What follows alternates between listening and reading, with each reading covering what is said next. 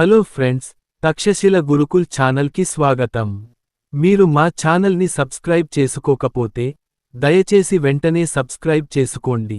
Bell button నొక్కి మీ వ్యాఖ్యలను రాయండి. ఈ భూమిపై ఒక వస్తువు ఎలా అమరత్వం పొందుతుంది? అది వేల సంవత్సరాలు ఎలా జీవించగలదు? మహా అవతార్ బాబాజీ 2000 సంవత్సరాలు భూమిపై ఎలా జీవించాడనే దాని గురించి నేను మాట్లాడుతున్నాను. సాధారణంగా మానవుల జీవితకాలం 100 సంవత్సరాలు. మన వేదాలలో శతాయన్భవతి శతాయుషి అని చెప్పబడింది. కాని వేల సంవత్సరాలు లేదా వందల సంవత్సరాలు ఎలా జీవించగలడు? దీన్ని చేయడానికి ఏదైనా మార్గం ఉందా? మీరు అడగవచ్చు, ఏదైనా మార్గం ఉందా? ఖచ్చితంగా ఉంది. గతంలో మహాభారతంలో మహాత్మా భీష్ముడు, ద్రోణుడు, వీరుడు, పాంచాల రాజు, పాంచాల దేశానికి చెందిన ద్రుపద బకాలిక, వారందరికీ కురుక్షేత్ర యుద్ధం జరిగినప్పుడు 400 నుండి 500 సంవత్సరాల జీవితకాలం ఉంది. ఆ సమయంలో పాండవుల వయస్సు భీముడు, అర్జునుడు, ధర్మరాయుడు, కృష్ణుడు మరియు వారి వయస్సు దాదాపు 85 నుండి 90 సంవత్సరాలు. వారందరూ 500 సంవత్సరాలు ఎలా జీవించారు? ప్రశ్న తలెత్తుతుంది, కాదా? చూడండి, భూమిపై ఎక్కువ కాలం జీవించే జంతువులు, తాబేళ్లు, ఏనుగులు మరియు పాములు మానవుల జీవిత కాలంతో పోలిస్తే చాలా ఎక్కువ ఆయుర్దాయం కలిగి ఉంటాయి. ఇది ఎలా సాధ్యమవుతుంది? మీరు ఆశ్చర్యపోవచ్చు. ఇది ఖచ్చితంగా సాధ్యమే. దీనికి రుజువు యోగి ఆత్మకథ. మీరు ఈ పుస్తకాన్ని అధ్యయనం చేసిన తర్వాత, ఈ పుస్తకంలోని 26వ అధ్యాయం క్రియాయోగ, ఒక శాస్త్రం అని మీకు తెలుస్తుంది. మీరు దానిని సరిగ్గా అర్థం చేసుకుని చదివితే, మీకు ఇక్కడ ఒక సాంకేతికత లభిస్తుంది. ఈ పుస్తక రచయిత పరమాణ యోగానంద, తన గురువు లావరి మహాశయ శిష్యుడు స్వామి యుక్తేశ్వర్ నంద. పరమాణ యోగానంద అమెరికాలో క్రియా యోగాను ప్రచారం చేశాడు. చివరకు అతని భౌతిక ముగింపు అమెరికాలో ఉంది. క్రియా యోగా అనే శాస్త్రంలోని ఈ అధ్యాయంలో ఒక వ్యక్తి ఎలా ఎక్కువ కాలం జీవించగలడో ఆయన వివరంగా వివరించారు. ఈ రోజు నేను మీకు ఆ టెక్నిక్ గురించి చెబుతున్నాను. ఈ విషయానికి చాలా సున్నితమైనది.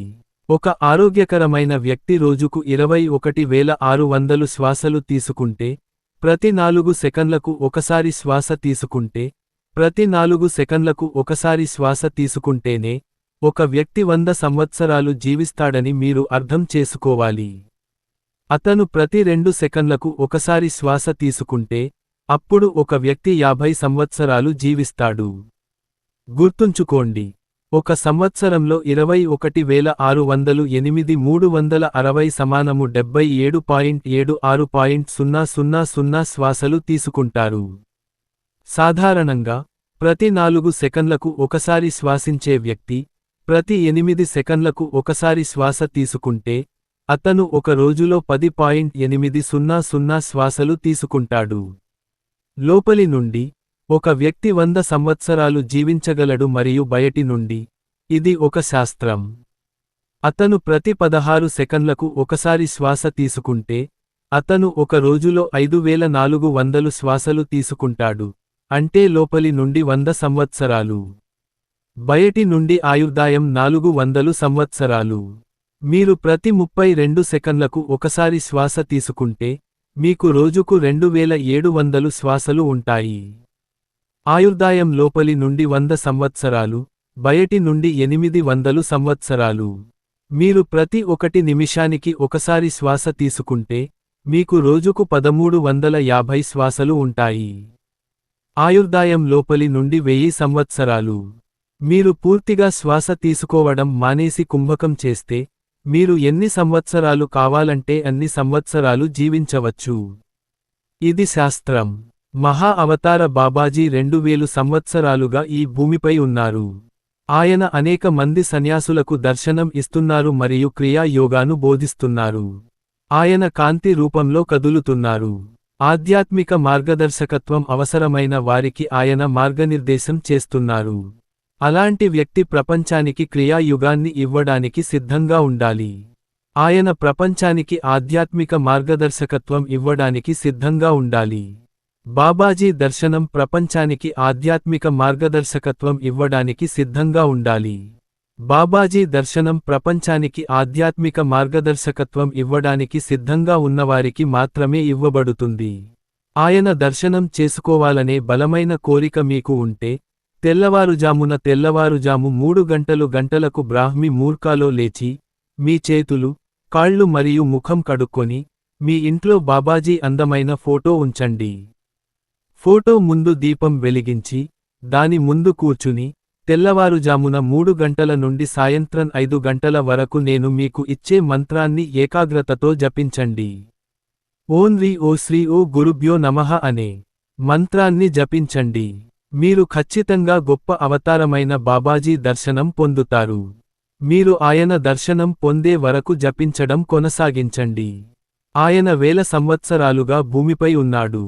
ఆయన ఒక దేశం నుండి మరొక దేశానికి కాంతి రూపంలో ప్రయాణిస్తాడు. ఒక క్షణంలో అతను అమెరికాకు వెళ్తాడు. ఒక క్షణంలో అతను ఇంగ్లాండ్కు వెళ్తాడు. ఒక క్షణంలో అతను రష్యాకు వెళ్తాడు. ఒక క్షణంలో అతను హిమాలయాలకు వస్తాడు. ఒక క్షణంలో అతను వారణాసికి వస్తాడు. ఒక క్షణంలో అతను మీ ఇంటికి వచ్చి మీకు దర్శనం ఇస్తాడు. కాని అతను ఏ వేషంలో వస్తాడో మీరు చెప్పలేరు. ఆయన శరీరాన్ని ఇష్టానుసారంగా మార్చగల సామర్థ్యం కలిగి ఉన్నాడు. అతను బాలుడి వేషంలో లేదా ఋషి వేషంలో రావచ్చు. అతను ఏ వేషంలోనైనా రావచ్చు. కాని మీరు అతన్ని కనుగొనడం కష్టం. అతను ఏ వేషంలోనైనా వచ్చి మిమ్మల్ని నడిపిస్తాడు. అతను ఆధ్యాత్మిక సాధనలో శిఖరాగ్రానికి చేరుకున్న వ్యక్తి. సాధారణంగా మన విద్యలో ఎల్కేజీ, యూకేజీ, ప్రాథమిక, ఉన్నత పాఠశాల, degree, postal degree, double degree వంటి ఆధ్యాత్మిక విజయాలలో దశలు ఉంటాయి. ఆధ్యాత్మిక విజయాలలో చాలా ఉన్నత స్థాయికి చేరుకున్న వారు దీనిని అర్థం చేసుకుంటారు. మేము మహావంత్ బాబాజీ క్రియా యోగ దీక్షను మొత్తం ప్రపంచానికి అందిస్తాము. ఈ యోగాన్ని సాధించడానికి 5 సంవత్సరాలు, 10 సంవత్సరాలు లేదా ఒక జన్మ పట్టవచ్చు. ఇది విజయాలు చేసే సాధకుడి చేతుల్లో ఉంటుంది. దీనిని బ్రహ్మవిద్య, ఆత్మవిద్య అంటారు. అదేవిధంగా మేము కుండలిని రాజయోగాన్ని బోధిస్తాము. ఇది 1 సంవత్సరం కోర్సు. క్రియాయోగం విమానం వేగంతో ప్రయాణిస్తే, కుండలిని రాజయోగం రాకెట్ వేగంతో లక్ష్యాన్ని చేరుకుంటుంది. ఈ యోగం చేయాలనుకునే వ్యక్తి దుష్ట కోరికలకు లోబడి ఉండకూడదు. సాత్విక ఆహారాన్ని ప్రతిరోజూ తీసుకోవాలి. ఉదయం, బ్రాహ్మి ముహూర్తంలో, సాయంత్రం, గోడోలి ముహూర్తంలో, విజయాలు సాధించాలనే ఆసక్తి ఉన్న ఆశావహులు మా నంబర్ +91,944,44,47,420కు SMS పంపవచ్చు. మేము మీకు సహాయం చేస్తాము. మేము మీకు అపాయింట్మెంట్ ఇస్తాము. గురు దక్షిణ చెల్లించాము. మీరు ఆన్లైన్లో దీక్ష తీసుకోవచ్చు. మీరు నేరుగా వచ్చి దీక్ష తీసుకోవచ్చు. మేము మీకు చెప్పే అన్ని నియమాలను మీరు తప్పకుండా పాటించాలి. మీరు మీ స్వంత తెలివితేటలను ఏ విధంగానూ ఉపయోగించకూడదు. ఈ యోగా ఇవ్వడం యొక్క ఉద్దేశ్యం ఏమిటంటే ప్రపంచం మొత్తం ప్రశాంతంగా ఉండాలి. ప్రపంచం మొత్తం ఒక కుటుంబం లాంటిది. ప్రతి ఒక్కరూ సంతోషంగా మరియు ప్రశాంతంగా జీవించాలి. ఇది మా ఉద్దేశ్యం. మనిషి లక్ష్యం స్వయంగా ప్రవహించడం. బయట వెతికితే ఆనందం, శాంతి మరియు ప్రశాంతత దొరకదు. అది మీలోనే ఉంది. మీరు దానిని కనుగొనాలి. అదే మానవ జీవిత లక్ష్యం. మన ప్రాచీన ఋషులు మరియు ఋషులు అడవులలో మరియు పర్వతాలలో నివసించారు. దుంపలు మరియు బంగాళాదుంపలు తిన్నారు. వారు ప్రపంచానికి అంతిమ సత్యాన్ని ఇచ్చారు.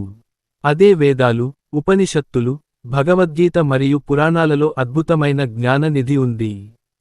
ప్రతి ఒక్కరూ దీనిని అధ్యయనం చేసి అర్థం చేసుకోవాలి.